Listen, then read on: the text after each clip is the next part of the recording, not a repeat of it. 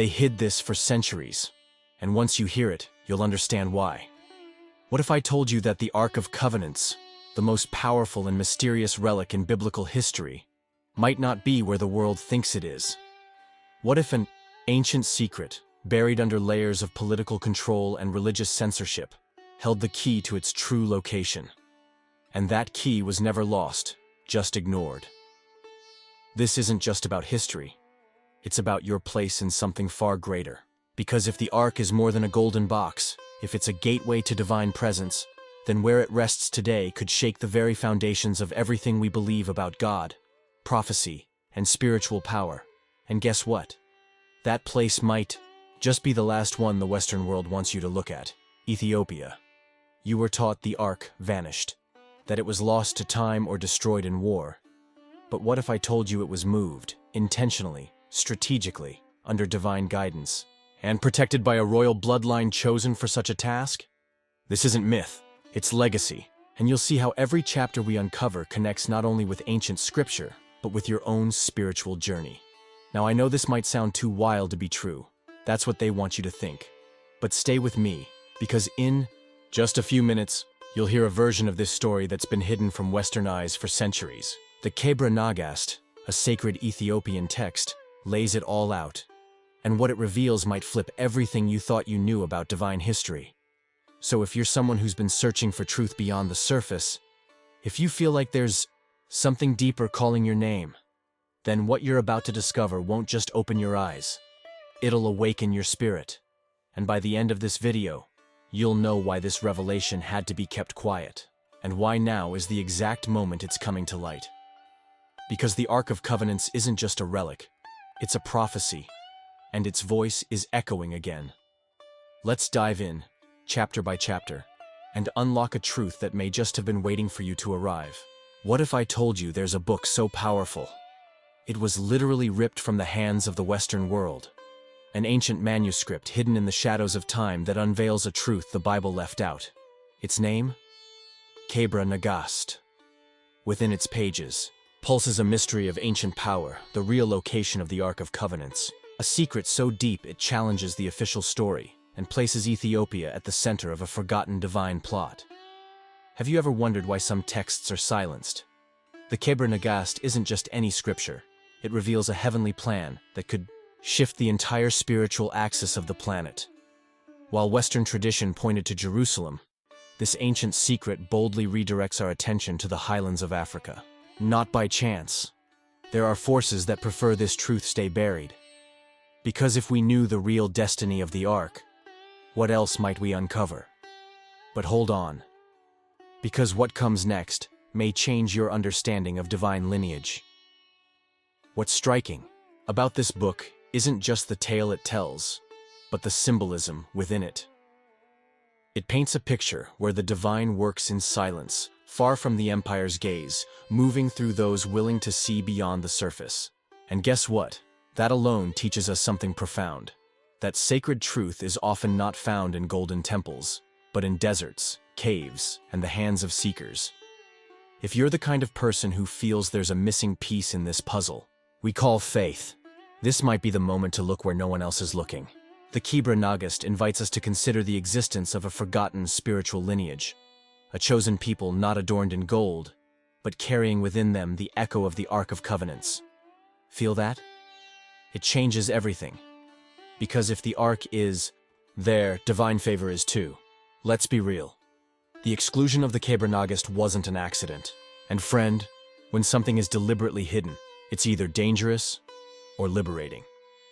This ancient secret could be exactly what your soul has been searching for, without even knowing it.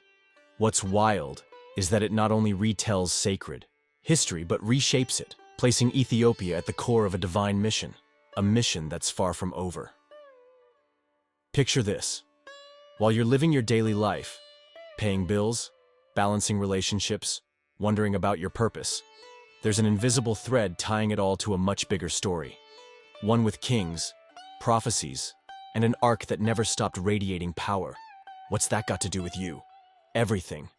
Because within each of us is an inner ark, a divine presence waiting to be rediscovered. So before we step into the next chapter, let me gently invite you. Reflect on where your faith has been rooted. In inherited traditions? In soulless repetition? Or are you brave enough to seek what was hidden? The journey is just beginning, and the next step reveals something even more unexpected. The spiritual romance between two giants of history. And yes, that's where the sacred bloodline begins. What if love itself was part of a divine blueprint, hidden beneath layers of political history and religious dogma? The Kebra Nagas dares to tell that story. Not just a visit, but a spiritual rendezvous between Solomon and the Queen of Sheba, Makeda, a bond that went far beyond diplomacy. According to this ancient secret, what happened between them was not just romance. It was destiny, a meeting orchestrated by the heavens to birth a sacred lineage. Now think about it. A queen travels across deserts just to ask questions to a king? There was more to it than curiosity. This wasn't just a royal encounter. It was an initiation. The Queen of Sheba, moved by Solomon's wisdom, opened her heart not just to him, but to a higher calling. And in doing so, she received more than answers. She received a seed. Literally. The Ark of Covenant's energy wasn't just in stone. It was being passed through blood. And here's the wild part. Few ever talk about the child. But wait until you hear about him in the next chapter. This union, as told in the Kebra Nagast, wasn't scandalous. It was sacred. And it challenges how we see power and love. What if divine connections were meant to transcend boundaries, race, geography, and even belief systems? The story forces us to rethink. Maybe the most powerful spiritual movements are born not from temples, but from the intimacy of truth shared between two souls. If you've ever questioned why you're drawn to certain people, certain energies, maybe there's a deeper connection. Spiritual unions like Solomon and Makeda remind us that some relationships are not coincidences. They are calls, invitations to co-create something bigger than ourselves. That connection you can't explain? It might just be the echo of something sacred. Their union wasn't just about romance. It was about realignment. Two bloodlines merging into one path, chosen by the divine. And when you trace back the roots of this union, you begin to see why Ethiopia became the cradle for such an immense spiritual legacy. A legacy that still echoes in the Ark of Covenant's mystery today. And guess what? That legacy could be awakening in you too. If this touched your heart or opened your eyes, consider subscribing. We walk this path together, toward truth that liberates. Because stories like this aren't just history, they are blueprints. They show us how the sacred often hides in the unexpected. A queen, a king, a connection. And from that connection came a revolution of spirit. Stay with me, because what happened next could unlock a truth hidden in your own DNA. Love, power, divine strategy. This was not an accident. It was prophecy. And what happens when that child grows up? When he meets the father who never forgot him? That's where the arc moves again. The next part might just change how you see spiritual inheritance forever. What if the son of a queen and a king walked among us, unaware of his divine inheritance? That's exactly where the Kebra Nagas takes us next. Menelik Thixo, son of Solomon and Sheba, grows up far from the noise of Jerusalem, raised in Ethiopia, with royal blood pulsing in his veins. But destiny has a way of calling, doesn't it? One day, Menelik hears the whisper of ancient secrets, and he knows he must go meet his father. Picture that moment. A young man crossing vast lands, driven not by ego, but by something deeper, an invisible pull. Menelik didn't go to Israel for power. He went to understand who he really was. Can you relate? That urge to find your roots, your truth? His journey mirrors the one so many of us are called to make when we feel lost or disconnected from purpose. But hold on. What happens when a father meets the son he never raised? What unfolds is both heartbreaking and divine. Solomon instantly recognizes him, not just by appearance but by spirit, and he offers Menelik the throne. But in a stunning twist, Menelik declines. He chooses to return to Ethiopia, not out of rebellion, but because he knows his mission is different. He's not there to rule Israel. He's there to fulfill something far more sacred. That moment of refusal is powerful. Think about it. How many people chase crowns while ignoring callings?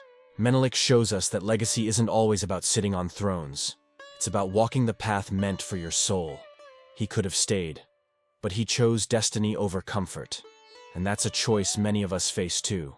Whether to follow the expected road or the one divinely designed for us. His return wasn't empty-handed. Something greater had awakened within him. A flame passed down from Solomon's wisdom and Sheba's strength. Menelik had touched the heart of Israel, but his purpose was to ignite the spirit of Ethiopia. And the Ark of Covenant's journey was just beginning, guided by a young man who understood the weight of sacred responsibility. And let's be honest, how many of us carry generational wisdom we don't even know we possess? Menelik's story is a reminder. Your bloodline holds codes. Your pain, your intuition, your gifts, they're not accidents, they're keys. And once you awaken to that, everything starts to change. So if you've ever wondered why you feel different, or why your path seems less traveled, this part of the story is for you. Menelik wasn't just a character in history, he's an archetype.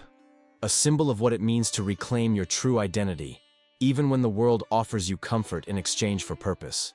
And believe me, what happens next will leave you speechless. Because what Menelik takes with him when he returns to Ethiopia, that's where the sacred drama reaches its peak. And yes, it involves the Ark, but not in the way anyone expected. What if the most sacred relic in human history disappeared? Not by theft, but by divine strategy. That's the heart of what happens next. As told in the Kebra Nagast, Menelik I doesn't return to Ethiopia alone. His companions, guided by visions and a deep sense of spiritual urgency, carry something unimaginable, the Ark of Covenants itself. But here's the twist. Solomon doesn't know. Not yet. Imagine the weight of that journey. They're not just transporting a golden chest. They're carrying the very presence of God, hidden beneath cloth and silence. No war, no battle, just obedience, just faith. And isn't that how some of our most important transitions in life happen? Quietly, secretly, not with applause, but with purpose. But stay with me. What unfolds next reveals a cosmic pattern most people never see. This was not a robbery. It was a fulfillment of divine will. The Ark, meant to dwell in the heart of Israel, was now being moved by those chosen to guard it in a new land. A place not corrupted by empire, but still rooted in spiritual integrity. Ethiopia wasn't stealing, it was receiving what had always been intended for it. We've been taught to see history in terms of winners and losers, but sometimes the divine moves outside of conquest.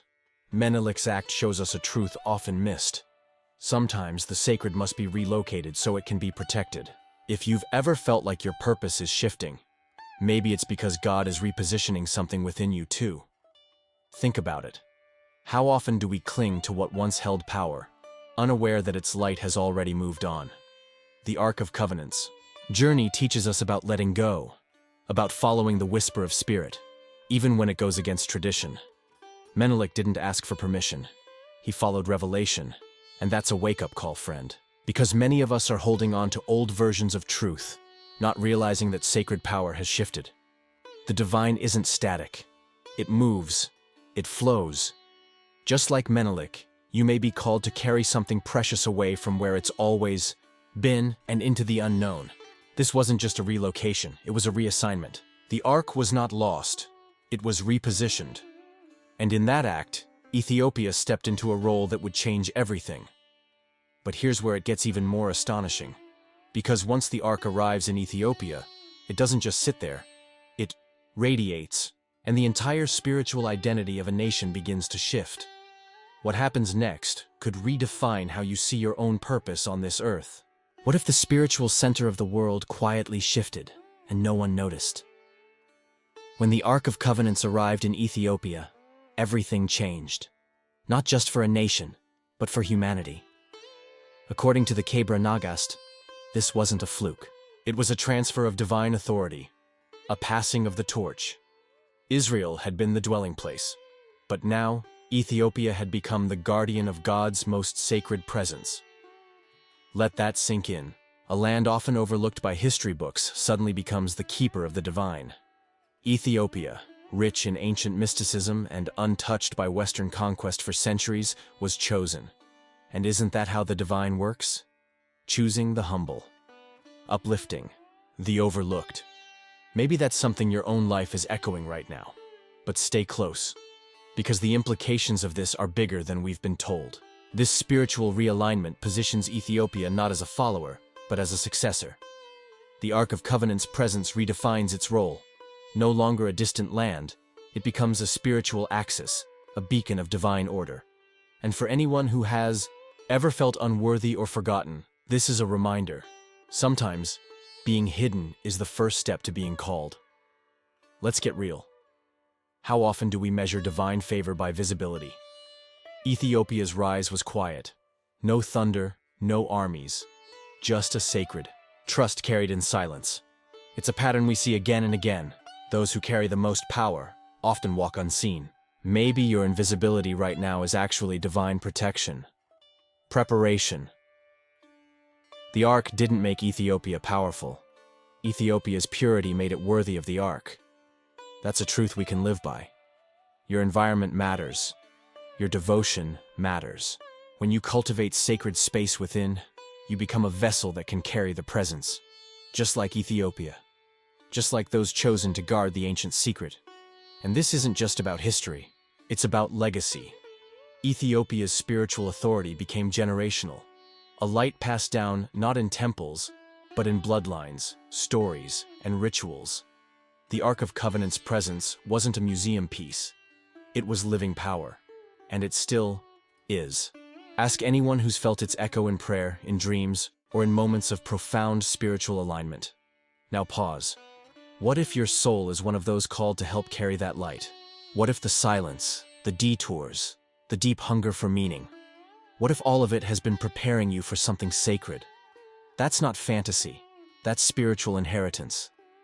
And the next chapter reveals how that inheritance took physical form. Because when Menelik's bloodline takes the throne, it's no longer about symbolism. It becomes law, lineage, and legacy. And that's when the Solomonic dynasty rises. What if I told you there's a royal bloodline, still alive in spirit today, that traces its origins directly to King Solomon and the Queen of Sheba? That's not legend. That's the legacy the Kebra Nagast boldly affirms. The Solomonic dynasty wasn't a political invention. It was a divine continuation. Through Menelik III, the Ark of Covenant's presence in Ethiopia wasn't just symbolic. It became the foundation of national identity, governance, and divine authority. Think about that. While other kingdoms were built on conquest, the Solomonic line was built on covenant. Not just blood, but blessing.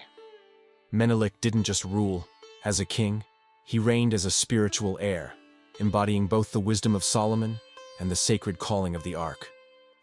And for centuries, his descendants carried that same flame, igniting a lineage that stood against time itself.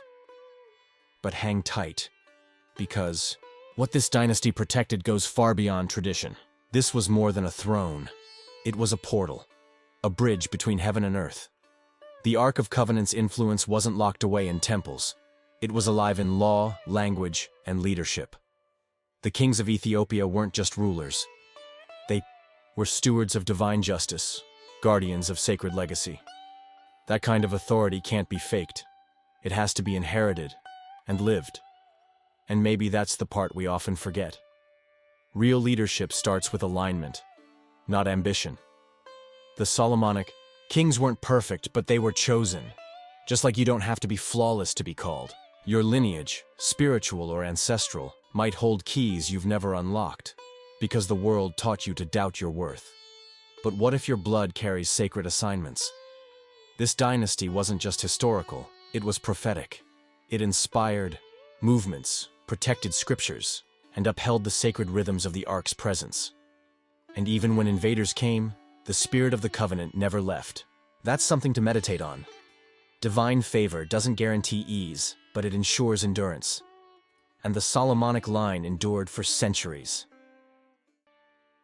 Let's bring this home. How many of us live disconnected from where we came from, spiritually or literally? The Solomonic dynasty teaches us that honoring your origins can unlock divine potential. That's not just about heritage. It's about healing, reclaiming what was forgotten, and becoming again who you were always meant to be. If this message stirred something in you, it's not by chance. Consider subscribing, because these truths aren't just knowledge, they're seeds. And you might be one of the ones called to water them, but we're not done yet. Because even with a dynasty in place, the question remains, where is the Ark now, and who watches over it? The answer leads us into the heart of Ethiopia's most guarded mystery. What if I told you that the Ark of Covenants, yes, the actual one, might not be lost at all? That it's not hidden in a cave, buried beneath a temple, or taken by time, but instead, quietly guarded in a small chapel in Ethiopia? According to the Kibra Nagast and long-standing Ethiopian tradition, the Church of Our Lady Mary of Zion in Axum is the Ark's resting place. And here's the astonishing part: only one man is allowed to see it. That's right, a single monk chosen for life lives in complete seclusion inside the church, devoting every breath to the Ark's protection. He doesn't leave, he doesn't speak to outsiders. He prays, he watches, he guards. And you have to ask yourself, why go to such lengths unless the ancient secret is real? Unless the Ark of Covenants is actually there, radiating divine presence? Stay close, because what this sacred tradition reveals says more about us than we think. In a world obsessed with proof, Ethiopia holds on to something deeper: faith. While the West debates relics, the Ethiopian Orthodox Church preserves presence. The Ark isn't a myth, it's a living connection between heaven and earth. And the reverence shown by the Church is a wake-up call. Sacred things should be protected, not displayed. Honored, not exploited. Let that sink in. How often do we want to see to believe when some truths were meant to be felt, not proven? The guardian monk's sacrifice is a lesson for all of us. Spiritual commitment means letting go of comfort. Would you give your life to protect a mystery? Could you live in silence just to guard something holy? This kind of devotion can't be faked.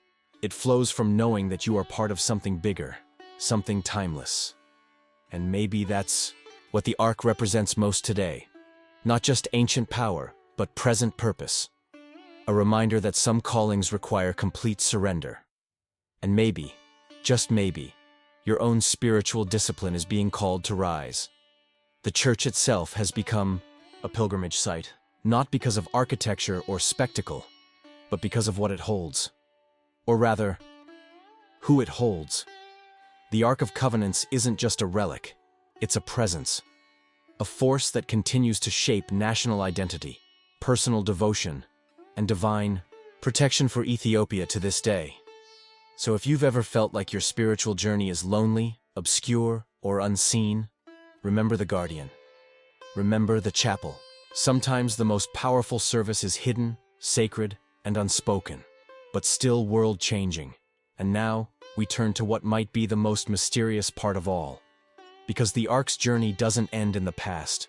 According to prophecy, it has a role to play in what's still to come. What if the Ark of Covenant's story isn't over, but just waiting to unfold in your lifetime? According to the Kibra Nagast and other sacred prophecies, the Ark's presence in Ethiopia is not just historical, it's prophetic. It plays a role in the end times. And Ethiopia, far from being a forgotten land, becomes the stage where divine destiny will reappear. Sounds impossible? Or maybe exactly what we've been sensing all along. Picture this: a relic so powerful it split rivers, crushed armies, and brought nations to their knees, now lying dormant, not dead. Prophecy speaks of a moment when the Ark will be revealed again. Not to prove something, but to activate something. A spiritual awakening. A reckoning. And perhaps a gathering of those who carry the same ancient secret within their soul. But brace yourself. What comes next could redefine your view of the future. The Ethiopian Orthodox tradition teaches that in the final days, the Ark will emerge, not as a symbol, but as a catalyst. And Ethiopia, faithful guardian of divine presence, will rise as a beacon. This isn't a tale for the history books. It's a living script, still unfolding. And if the Ark moves again, it won't just be to shift location. It will be to shift the world. That kind of prophecy invites us into responsibility, not fear. If you've been sensing that something big is coming, maybe you're right. Maybe your soul recognizes the vibration of a coming alignment. You're not crazy. You're connected. And like the Ark, you might be waiting for the right moment to reveal the power you carry. Let's be honest. We all want clarity about the future, but maybe the real clarity is found in purpose, not prediction. The Ark's future isn't just about nations, it's about people, about those brave enough to protect the sacred, even in a world that calls them foolish. And maybe that includes you. And if this stirred something in you, let it be more than curiosity. Let it be a call to prepare, a call to return to the sacred. Because if the Ark is real, and I believe it is, then so is your role in what's coming next. You were never meant to just witness prophecy. You were meant to live it. This isn't fiction. This is a future written in the vibration of Scripture, guarded in the shadows of Axum, and whispered to those whose hearts are still listening.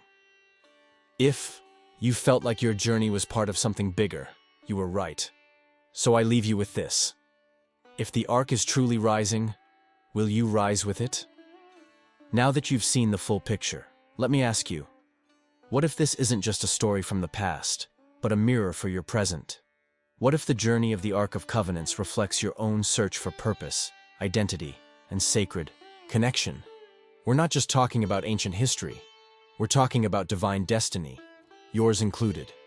The Ark was hidden, protected, and carried in silence, just like some of the gifts and callings inside of you. Maybe the reason you've felt misplaced, misunderstood, or restless is because deep down you've been carrying something holy, a spark waiting for the right time to awaken. So now the question becomes, what will you do with this revelation? Will you let it pass like another video? Or will you sit with it, reflect, maybe even pray? Ethiopia's role in this divine plan wasn't just about geography. It was about obedience, courage, and trust. The same qualities you're being called to cultivate now. How would your life change if you lived like the sacred was real? Like you were part of a hidden legacy waiting to rise again? Would you walk differently, speak differently, make different choices? These are questions only you can answer. If this message spoke to your heart, I invite you to share your thoughts in the comments. What stood out to you most? What questions did this awaken in you? Let's build a space of reflection and truth-seeking together. And of course, if you feel this is just the beginning of your journey with us, subscribe to the channel and turn on notifications. There's so much more we're going to explore, and I'd love to walk that path with you. Because the Ark may have been hidden, but you were never meant to stay in the dark. You ready to carry the light?